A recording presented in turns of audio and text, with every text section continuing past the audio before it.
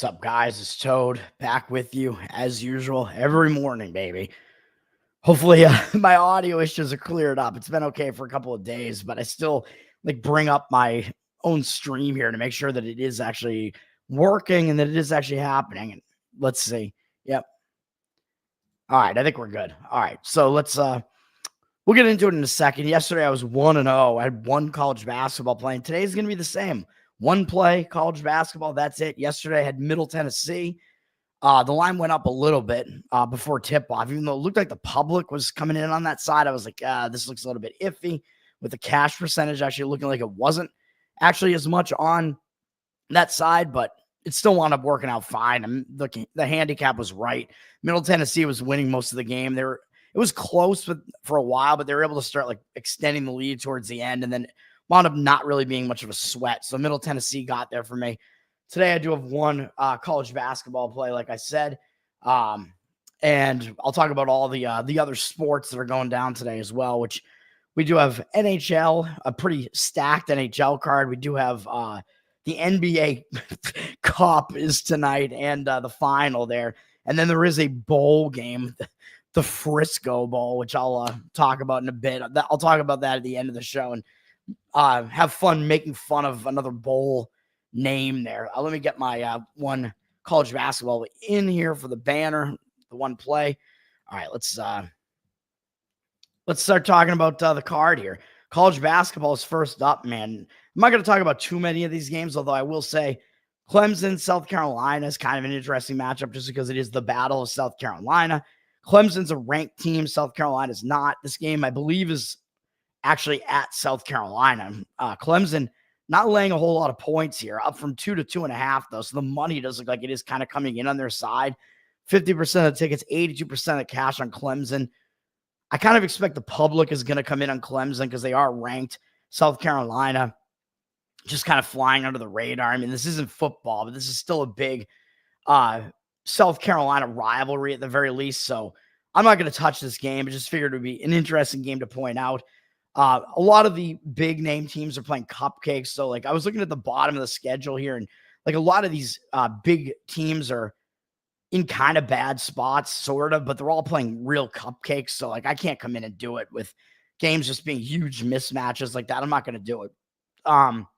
Perhaps the biggest game tonight, or maybe the best, is UNC and Florida. And this game is in Charlotte, North Carolina. So it's a neutral site, or really semi-home for North Carolina. This game's kind of interesting. Florida ranked number 7 in the country, and I think it might be justified, to be honest. Florida is really good, I think, this year, although they haven't really played anybody that good yet. So North Carolina is actually probably going to be the best team they've faced so far. I mean, they do have a few other fairly big wins, and they've won by a decent margin against all the other pretty good teams that they played. This is going to be a step-up game for them. It'll be a little bit of a step-up in class. This is in the Jumpman Invitational, presented by Novant Health. Yeah, great, or Novant, whatever. So yeah, it's sponsored by the health care industry, and we know how great they are. And no, I'm not on the side of the shooter there that all the radical leftists are praising. No, but obviously the healthcare industry is a huge problem as well. I'm not on the side of big health and big pharma either, so screw all those guys. UNC, I mean, they're coming off a pretty easy win over LaSalle. So both of these teams are going to show up in this game. I mean, this is going to be a good game, I think, where both teams are going to be motivated. And Florida is not laying that many points. They're up from 2 to 3.5, though. So the line looks like it has moved on the Florida side. So maybe money has come in on them. 80% of the tickets, 100% of the cash. And the public is only going to come in and back an undefeated Florida team who is ranked, in the top 10. Surprisingly, the public is going to want not a whole lot to do with a 6-4 North Carolina team. I mean, surprisingly, the public doesn't want North Carolina, but because they're 6-4, they don't want them. But North Carolina, at the very least, you can say that all their losses are not bad losses. I mean, they lost to Kansas, Auburn, Michigan State, and Alabama. Those are all quite good teams. Michigan State's in the rankings now as well, so I'm not going to knock them for any of that, but they don't really have any huge wins yet. Their best win so far is against Dayton, but North Carolina has faced the more difficult schedule than Florida has so far, so that is an interesting one.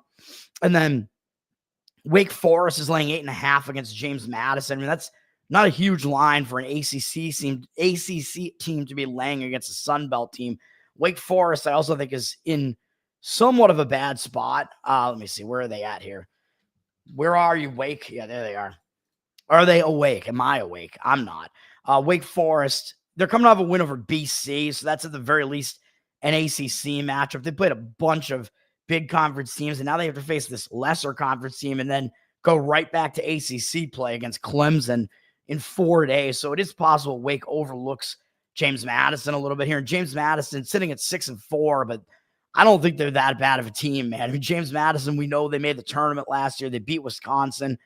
They haven't faced as difficult to schedule. I mean, they're in a lesser conference. They haven't really stepped that much up in class yet. So I don't really want to come in and take the points with James Madison either. But I don't think these losses are as bad as maybe you think they are. Norfolk State on the road. I mean, Norfolk State is like an in-state little brother. So they really stepped it up for that game. And they're actually not that bad this year. Towson is not that bad. UC San Diego is actually a pretty good team. And George Mason is actually pretty good as well. So those losses aren't really that bad, but this is going to be their first road game in a while. I think this is a true road game, and they have not had one for a while now. Yeah, so they have to go to Wake for that one. So I'm just going to stay off of that one as well. And I was going to mention at the very least North Florida.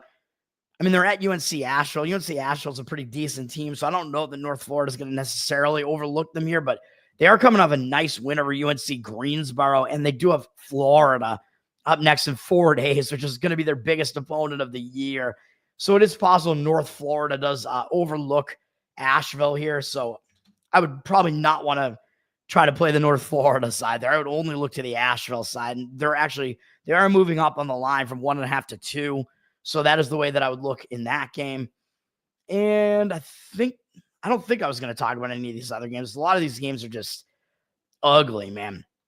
I mean, Seton Hall at Villanova, I guess, it's a Big East matchup. Seton Hall has just been awful, man. But they were a double-digit underdog in that big New Jersey rivalry game against Rutgers there, and they hung tough with Rutgers. So they came out of that game with a real close loss and kind of a slow physical battle. And now Villanova is going to try to do the same thing to them and also play slow and physical. And is Seton Hall going to be really ready to do that again, a second straight game in a row? And it's a second straight road game for them after their first true road game of the year. I believe this is also a true road game. I'm not sure, even though obviously they're not traveling that far. They're only going to Philadelphia or whatever. But still, I mean, Villanova, I think the side on Villanova may make sense in this one. But the problem that I have with it is that Villanova also likes to play real slow. So if you're asking them to win by a huge margin, they're not coming off anything big. They beat Fairleigh Dickinson. Who cares? They do have Creighton up next, but I don't think they're going to overlook Seton Hall really in a spot like this. But you're asking Villanova to lay points. So, with a Villanova team that really has problems scoring and they mostly just slow the game down and try to play defense, I don't really want to do that either. They're down from 10.5 to 8.5 on the line there. So looks like some movement has come in against Villanova there. So I'm not going to do it. And then maybe the most interesting line before I talk about my one play is Drake and Kansas State. This game is a semi-home game, I believe, for Kansas State. It's not at Kansas State, but it's somewhere in the state of Kansas, I believe. Where are we at? Yeah, it's in Kansas City. It's actually in Missouri, but close enough. Kansas State's down from 2 to 1.5, so it looks like they're not favored by that much, and the money is coming in on the Drake side. So the odds makers are telling you these teams are close to even. And I don't know what the public is actually going to do with this one because Drake is undefeated. So Drake has the way better record. So the public might actually be tempted to come in and play Drake. But then again, the line looks really short. And it's like, well, Kansas State is a known quantity and they're a Big 12 team. So maybe the public will still want to come in and play Kansas State because it looks like such a small line there. They might still be like, oh, well, Kansas State is the better team here. I'm not even sure that Kansas State is actually the better team. If you look at Ken Palm's rankings, he actually has Drake as actually the slightly better team. It's just that Kansas State gets a little bit on the line for this game being in Kansas City. So they get lined like it's kind of a semi-home game almost. So the odds makers are actually even telling you that it's kind of close, that Drake may actually be the slightly better team. So that line's a little bit crazy. The game's a little bit crazy. Kansas State's only sitting at 6-3. And their losses, I mean, they're to LSU. They're a big conference team, but they're not that great a team this year. St. John's is pretty good, so that loss is pretty excusable. And then Liberty's not a horrible team, but if you're a big conference team, you probably should take care of business. And that was actually a similar line where this is a line that was close to a pick'em line, and it's like, oh, Kansas State close to a pick'em against a lesser conference team. Crazy. Well, that's what's happening again here against Drake. So the Drake side may make a little bit of sense in that game, and the line does look like it's moving in that direction. My actual play, though, is UNLV plus 11.5. That's where I'm going with this. This is my only play of the day, and I think this is a sandwich spot, man. I'm going to fade Dayton in this game.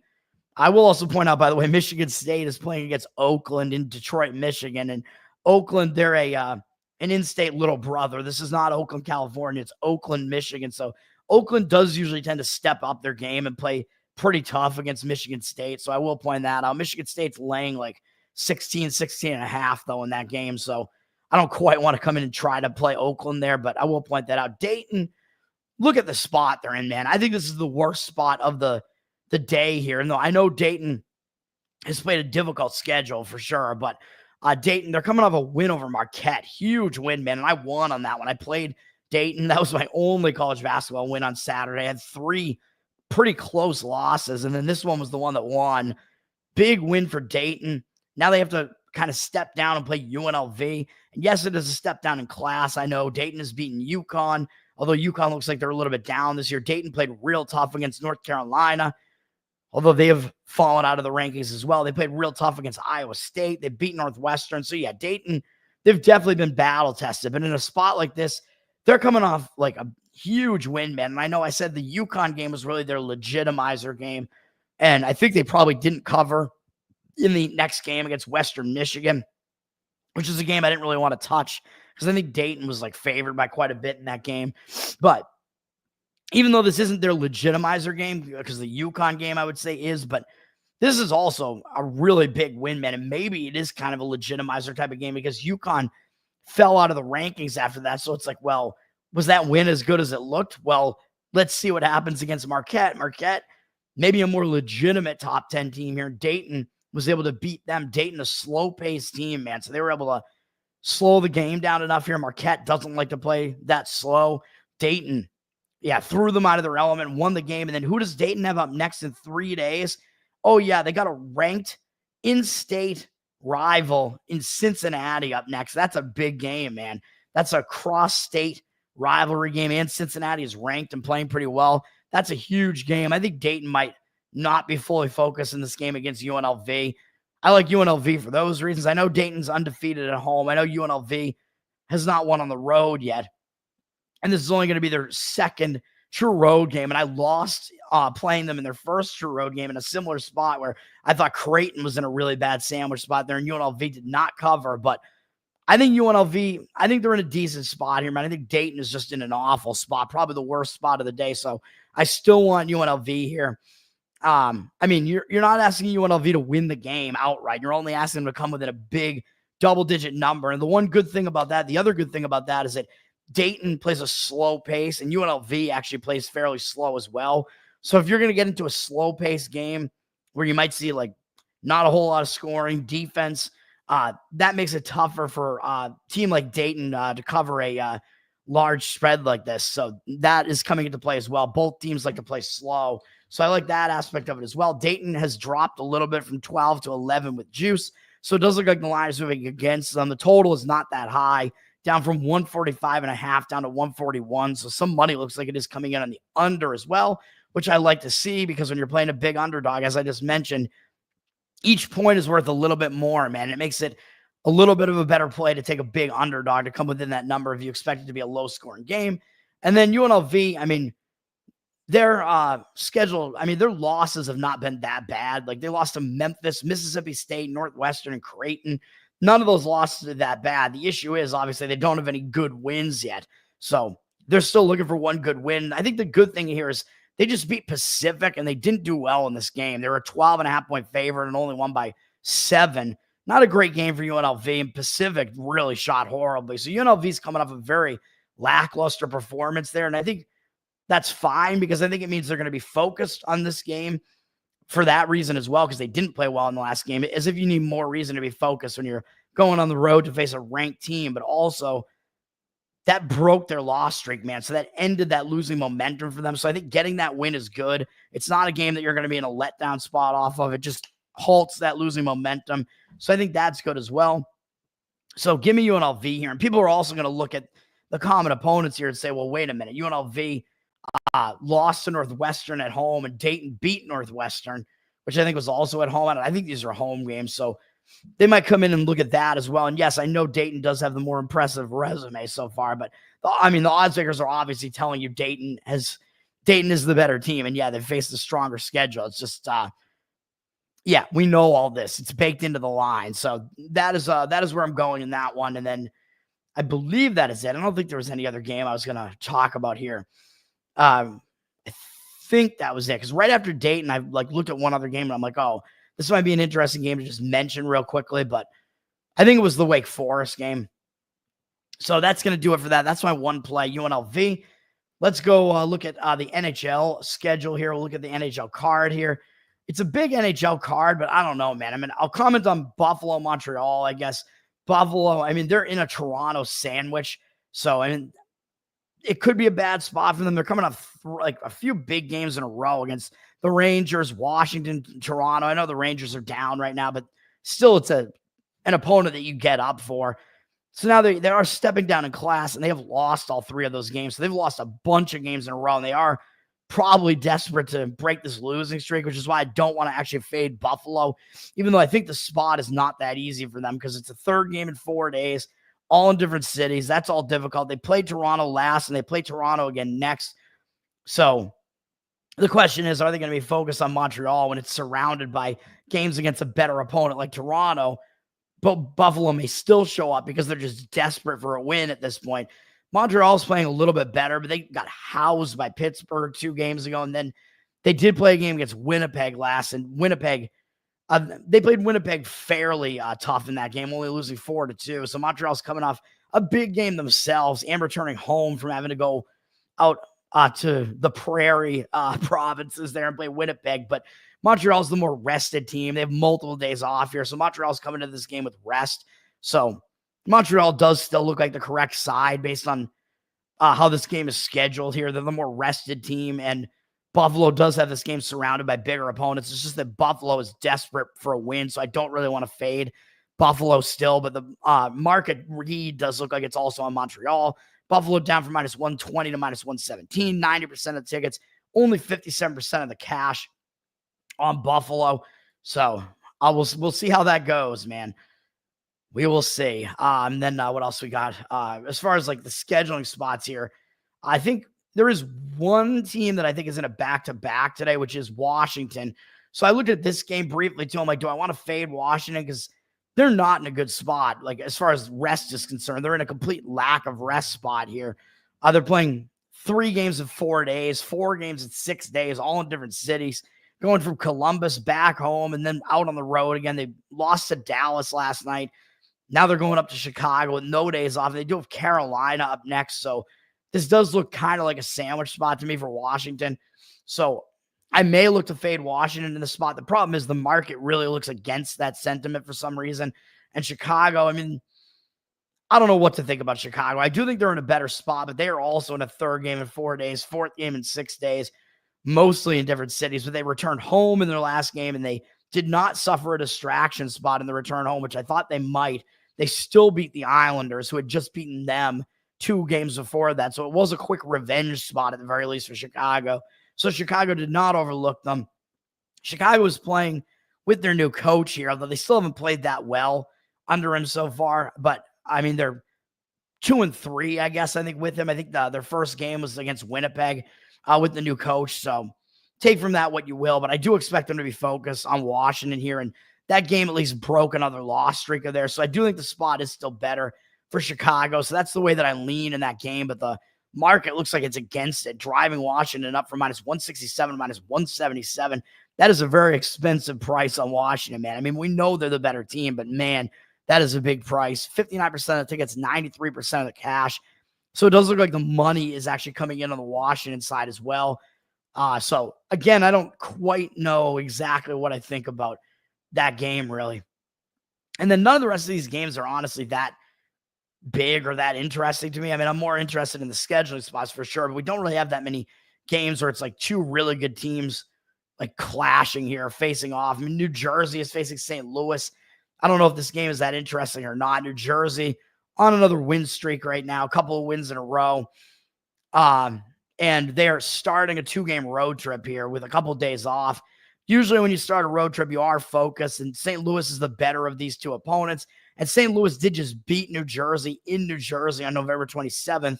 So it is a quick revenge spot for New Jersey, sort of, because they probably remember they just lost to the St. Louis team, and now they're taking some momentum out on the road with them. They don't have a bigger game up next. So I do think this is a focus spot for New Jersey here. Meanwhile, St. Louis, actually, this is kind of tempting to play the Devils here. It's St. Louis. I mean, St. Louis is in a 3rd game in 4 days, 4th game in 6 days, 5th game in 8 days, and multiple of them in different cities. They've just been zigzagging all over the place. They were out in the Pacific Northwest, basically. They came back home, lost to San Jose, went immediately back out on the road and lost a close game to Dallas, playing a lot of overtime games here. And then they came back home a day later and they beat the New York Rangers, and now they only have 1 day off. So they should be focused on New Jersey here, but I think the spot sets up a lot better for New Jersey here. And you know what? I'm tempted to do this one, actually, because even though they should be focused because New Jersey's been playing really well, I'll probably still stay off. And New Jersey is a pretty expensive price here, up from -160 to -169. It does look like the money is coming in on the Devils. So if I was going to play this, man, I mean, I might look to maybe split the bet, half on the puck line, -1.5 at some plus number, probably some plus money price there. And then the other half on the money line is probably the way I would play that. Or you could just go full puck line on this and try to get New Jersey to win by multiple goals there. I don't know, but it does look like a better spot for New Jersey there. Moving over to the NBA, as I said, we have the NBA Cup finale here. And I forgot to mention that these games are already playing in the NBA Cup semifinal in their last game. So these games have been in Las Vegas, which I think hosted the stupid NBA Cup last year too. And I think they're hosting it again this year. So the NBA is basically on a break for a couple of days here, except for the final here. So the NBA, the rest of the league gets 2 days off, and these two teams get tomorrow off. But we have the NBA final here, the in-season tournament, because the stupid NBA, they want you to be focused on this tournament, man. It's supposed to be a big deal, and I just think it's fucking stupid. But because this is the final, this is Bucks against Thunder, I do think both teams are going to show up here because you made it to the final. You're going to get in there, and you're going to try to win the game, man. I mean, this is an isolated, nationally televised game. It's two pretty good teams up against each other. So, yeah, both teams are going to be focused here. The Thunder are the better team. And when you have two focused teams coming in, you probably want to look to the better team to try to get the win here. That is the Thunder. The Thunder are up from 4.5 to 5. 56% of tickets, 91% of the cash coming in on the Thunder. So the Thunder do look like they have the money coming in on them. And I don't disagree with that. Like I said, also, you got to look at like the injury situation because the Bucks have been dealing with injuries. I mean, it seems like Giannis is always hurt. He's day-to-day right now, and so is Lillard, and so is Middleton. But it looks like they're all day-to-day game-time decisions. I think because they have the day off tomorrow, and this is the stupid in-season final, which, I mean, who really cares? But because that is what it is, I do think that these players are all going to try to give it a go. So I expect most, if not all of them, to actually get out there and be out there on the court. So Milwaukee, I mean, the line, I think, is basically telling you mostly that, although I don't know, man, because Oklahoma City, I think there would probably be about a 7.5 point favorite. This is actually a home game for them. So the line seems about right to me. I think Oklahoma City is that much the better team than Milwaukee, but both teams are pretty good. But Oklahoma City, yeah, I mean, I expect them to show up in this game. The scheduling spot, I don't think matters that much. Oklahoma City is coming off. They did get that big revenge win over Dallas, but then they had an easy win where they just coasted against Houston. So they're coming into this game at least with momentum, even though Houston is a team that's been playing pretty well. OKC has momentum, but so does Milwaukee. And they're coming off a game against an Atlanta team that's kind of a giant killer, and Milwaukee just got in-season revenge on them. Oklahoma City's revenge was playoff revenge, which means a little bit more against Dallas 2 games ago, but they didn't have a letdown. I thought maybe Oklahoma City might be in a letdown spot after that, but they took care of business. They crushed Houston, which I believe was in the NBA Cup semifinal. Now they're in the final. Milwaukee beat Atlanta in in-season revenge. That was also in the semifinal here. So they are here in the final as well. We'll see what happens. But again, in a game like this, I would just look to the team that is the better team, and that is the Thunder. Now we get college football, and oh boy, we got a bowl game here. We got bowl games the next few days. Now the bowls are all going on, and then all the way up through the playoffs on Saturday. The next game without a college football bowl game is Sunday, because Sunday is for NFL, but every day leading up to that, we got college football. We got tonight, we got the Scooters Coffee Frisco Bowl, which is in Frisco, Texas. And by the way, I did forget to mention that the Salute to Veterans Bowl here was actually in Montgomery, Alabama. So the game was closer to South Alabama's home. And you got to take into account the location and how that might benefit either team. And you got to look at what that does. So for a team like South Alabama, who's a smaller school team, I think being close to home is actually a good thing. You don't want to be on your actual home turf, because then it feels like it's less of a reward. You want to actually go somewhere. So there is that aspect of it. You want to be rewarded by the bowl games. You want to show up. So you do kind of want to go somewhere to play that bowl. Although you also don't want to be distracted. So a lot of these bowls in Las Vegas and in tropical climates, some of these teams that play in cold weather environments or aren't used to playing in environments like that will get distracted by the beach or get distracted by the lights of Vegas or whatever. So you got to take into account all this stuff when it comes to bowls. But then for a team like South Alabama, I think being close to home was actually kind of a good thing, because it does mean it makes it easier for your fan base to show up for that game. So that's the other thing there. But I still did like Western Michigan to cover the number in that one. They did cover the bigger numbers in that one, but it's something to look at. And I think South Alabama, maybe they were a little bit less happy about being in this bowl because they were in a very similar bowl last year and won in a complete blowout. So it was maybe a little bit less exciting to them this time. So that was part of my handicap in that one. So again, you got to look at everything as far as the bowls are concerned. You got to look at the geographic location.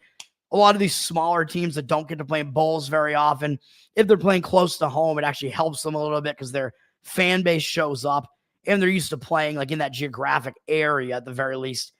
If it's a bigger conference team, I think they tend to want to actually go somewhere cooler and play in a cooler environment. So we'll see about that. This game, Scooters Coffee Frisco Bowl, man. This is the Caffeine Bowl here.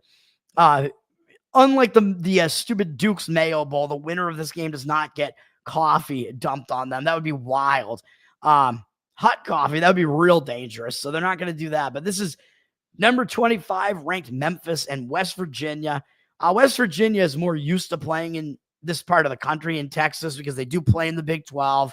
So they do go to Texas. But Memphis, I mean, they do have a couple of Texas schools in their conference too. So it's not like they're not used to it at all. But in this game, man, I think Memphis is overrated, man. I don't think they're a top 25 team at all. Memphis' schedule has been really, really light this year. You look at the games that they played. I mean, yeah, they beat Florida State on the road, but Florida State was just, they had a horrible season, man. So that game really doesn't look very impressive. They lost to Navy in a game where they gave up a lot of points to Navy, man. Memphis, I mean, that was one of the best opponents they faced, and Navy really put up a lot of points against them.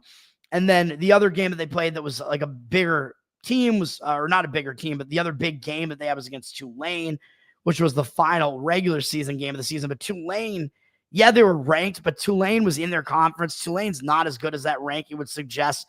Tulane absolutely just stopped showing up at the end of the season, man. I don't know what Tulane did, but they didn't show up in that game. Then they again didn't show up for the conference final. I mean, the reason why Tulane lost this game against Memphis, in my opinion, was because Tulane was already in the conference final. So they did not need to win against Memphis. So I think they kind of just had a lackluster performance. Memphis was a double-digit underdog in that game. So again, that's the odds makers telling you something there. They're telling you Memphis is not that good. If they were a double-digit underdog to Tulane, even though that game was at Tulane, Memphis, yeah, they won, which is going to kind of mask what the line was there. But again, Tulane was already in the conference championships. They really did not need to show up in that game. Then Tulane absolutely bid it in the conference final, which I unfortunately was on it, and Tulane just had an awful game. And maybe they just didn't want to go up to the cold to face Army. I don't know what the deal was.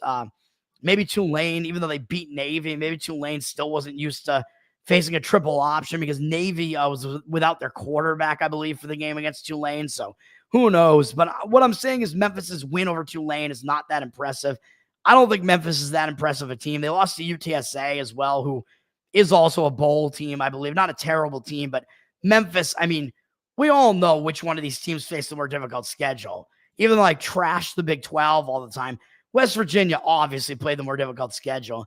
Out of conference, they played Penn State and Pitt. And Pitt, I know Pitt wasn't as good as their ranking was like throughout the season, but that's still not an easy game. That's the backyard brawl, man. That's always a huge game. So that's a difficult game. And yeah, West Virginia's best win was this game against Kansas, probably because Kansas started turning it on at the end of the season. That was a decent win for West Virginia. All their losses, I mean, well, not all their losses, but their losses were at least all to like bowl teams. I mean, Penn State's really good. They're in the playoffs.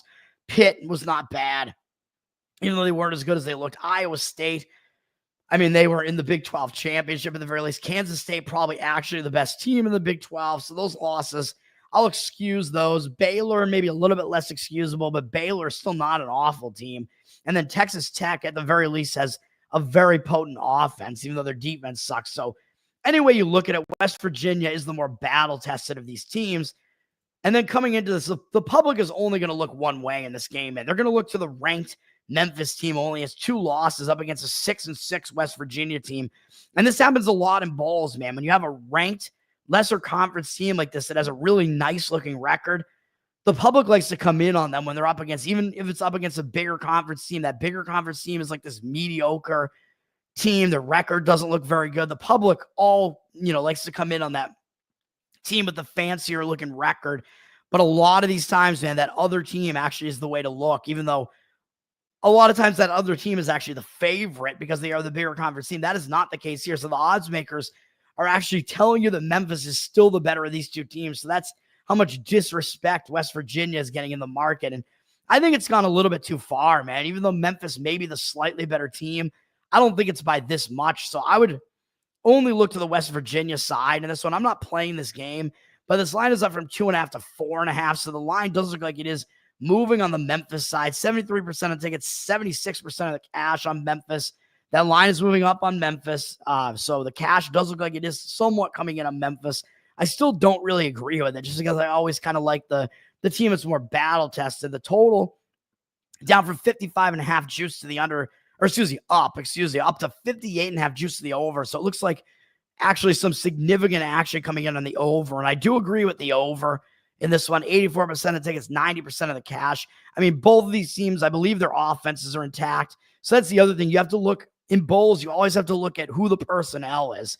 Okay. Because that kind of tells you like what the motivation is like here.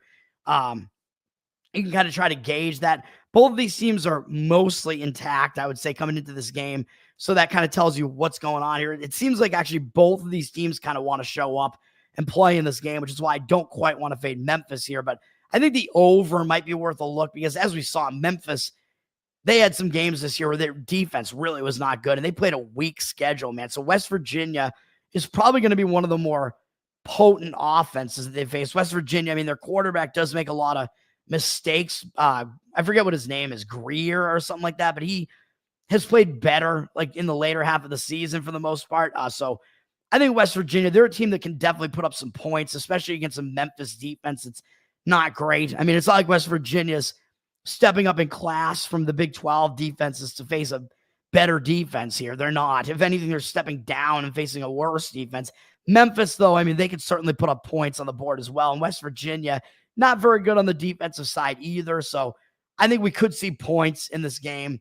So the over, I think, does make sense here, maybe even more than the side does.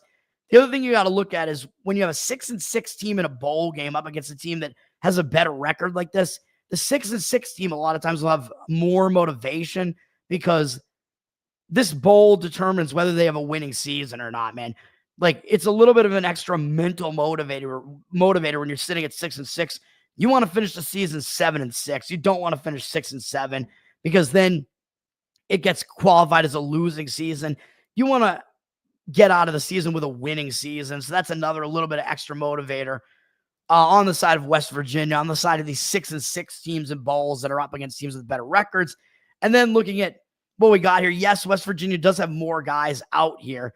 They do have a few guys who have hit the transfer portal, including Trotter is their best player who's hitting the transfer portal. But then again, these guys that hit the transfer portal, I'm looking at covers.com, by the way. They have an opt-out tracker. So I'm not sure if everybody listed here is actually definitely not playing in this game or not, because the transfer portal, the way this works is that guys can hit the transfer portal, but they can still not go anywhere and they can still actually play in the game. So you got to pay attention to like what is happening here as far as this is concerned. My assumption is all of these guys are indeed going to be out. And then there are some injuries. So West Virginia does have more guys who are going to be out in this game. So that tells you that Memphis is actually kind of probably going to try to show up in this game because they don't have that many guys opting out. West Virginia has a few more guys, but it's not a whole lot on either side. So I think both of these teams are actually going to show up in this game. And I still stand by, I think West Virginia might have slightly more motivation to win this game. West Virginia's offense is still intact here, and they're playing with a coach that they've been playing with for like half the season now. So West Virginia's coach, I don't think either of these coaches are gone. So I think both coaches are here. You can correct me if I'm wrong about that. That's the other thing you have to look at, man. I hate these opt-outs. I think what college football needs to do is they need to make it so the opt-outs can't happen until the bowl season is over. That's what they should do, because, I mean, I think that's better for like the money-making opportunities too, because the bowls are all about making money, and you don't want teams to just have no like squad show up for the bowl game, right? Like you want the teams to put in like their best squad there. And from a handicapping standpoint, it makes it easier too. But I think it's just stupid, man. And like for the most part, I mean, it's like, what do you have to lose here? Like the only thing is that some players will opt out of bowls because they're going to enter the draft, the NFL draft. They don't want to get hurt and whatever. But other than that, I just think it doesn't make sense. It's basically like, yeah, I'm just going to quit and go somewhere else. So these opt-outs, I mean, especially with coaches, though, I think the coach really should not be allowed to leave until they finish out the season, man. So it'll be interesting. So for West Virginia, so Neil Brown was their coach, and I think the players did not really like this guy. He was not very good. He, I believe, got fired in the middle of the season. So Neil Brown out, and whoever replaced him as coach, their interim coach, is still going to be there for this game against West Virginia. So I think that's good as well, because I don't think the team liked Neil Brown that much. They're playing with the interim coach here, and they played with him for some games this season now, I think, at the very least. So I think that the team will want to show up for this guy, in my opinion, but I think they would want to show up more for him if they thought he was going to be the coach next year. And now they know that's not going to be the case, because West Virginia hired Rich Rod, who is stepping away from Jacksonville State, as he got the program their first bowl win last year, which was a big deal. And now they're in a bowl this year, and they won their conference this year, but he's stepping away and leaving. So we'll have to discuss that when we talk about Jacksonville State's bowl game here. But I don't know how West Virginia is going to respond to that, because they know Rich Rod is going to be in there next year and he's going to be their coach. But I still think they're going to show up and play for their interim coach here. And they're 6-6. I think they still want to show up and finish this off with a win here. They don't have that many guys opting out that like would make me believe that this team doesn't want to show up here. And I think for the most part, I don't think these guys are huge pieces except for Trotter. But West Virginia's defense isn't that good anyway. So West Virginia's offense is mostly intact for this game as well. So I think the line has moved up a little bit, maybe because of some of those opt-outs, but I think maybe at this point it's moved a bit too far. So I think there is maybe a little bit of value on the West Virginia side, but I like the over as well in that one. That's going to do it for me, man. My one actual play today, college basketball, UNLV plus 11.5. And that is it for me, man. Now let's have a good one today. Let's go 1-0, just like we did yesterday. What's up, Zach? Yeah, Simphus. Are they a bunch of simps? I don't know. I don't remember them being in the top 10. Were they? I don't know. I mean, they're ranked right now, and they've been ranked at different points in the season. You might be right. Maybe it was after they beat Florida State before we realized Florida State was as bad as they are. I don't know. I don't remember that. Incest, Virginia. Hey, don't make fun of the Appalachians, man. Whatever they do over there, I don't know, man. It's not going to cause me to not want to make a play on their football team necessarily, though I'm not going to make a play in this game. But I'll also give them props for being kind of based in that area, and they like their moonshine. So, Zach, thanks for hanging out. That's going to do it for me. Once again, Tower Gang Toad. You can follow me on Twitter, follow the Tower Gang Podcast, patreon.com/Tower Gang to throw some support for the most offensive podcast on the planet. And because people have been complaining about the audio-only Patreon feed that's on Spotify now, I'm starting to back catalog the video there. So I am uploading video. The latest pre-show was corrupt and it was very short. There were problems with it, so that one won't be video. The rest of them, I think, will be. I'm going to try to get the video up there for the episodes that are up there. The last couple episodes are up now. So go subscribe to the Patreon, man. You get live pre-show, post-show. You'll get that Patreon feed, Spotify feed, and you will be able to hang out with us in a Telegram. And we are live tomorrow night as well with a new episode at 9-11 p.m. Eastern.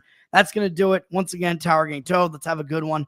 Let's go 1-0 again. I want it. We're playing the sandwich tonight. We're having a sandwich tonight in college basketball. Peace out.